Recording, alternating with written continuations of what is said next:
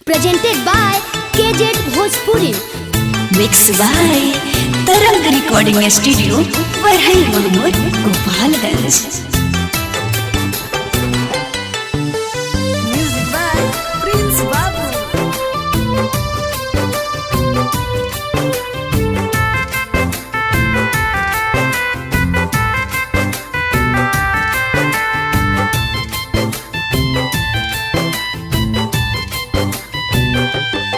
रानी फुलाबा गुलाब नियन खिलल बारू हो।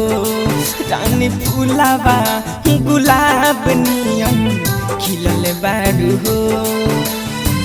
बहुत किस्मत से हमके मिलल बारू हो। बहुत किस्मत से हमके मिलल बारू हो। रानी फुलाबा गुलाब नियन खिलल बारू हो।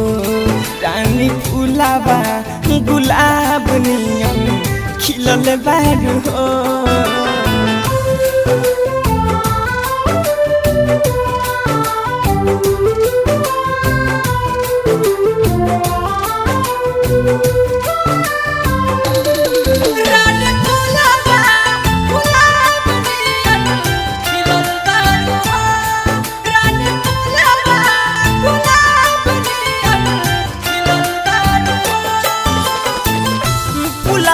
के डाली नियन पतली कमर बा बाडू को मशीन अभी 16 के उमर बा। 16 के उमर बा।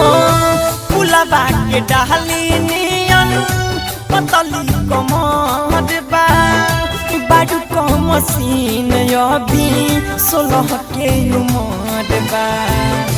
परियन के रानी से तू मिलल बारू हो।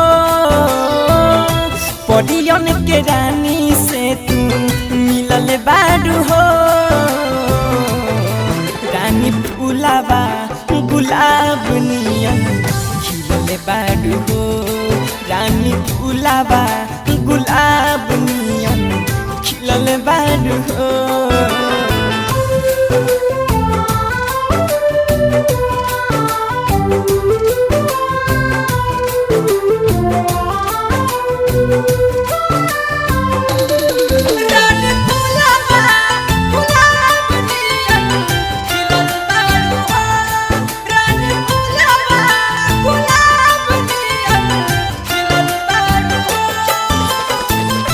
तोहके बनवले के पिस भगवान हो।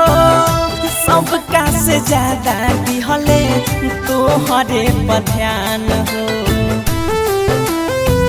तोहरे पर ध्यान हो। तोहके बनवले के पिस भगवान हो। सबका से ज्यादा दिहले तोहरे पर ध्यान हो। नैना के ऐना में तू छिपल बारू हो। नैना के ऐना में तू छिपल बारू हो। रानी फुलाबा गुलाब नियन खिलल बारू हो। रानी फुलाबा गुलाब नियन खिलल बारू हो।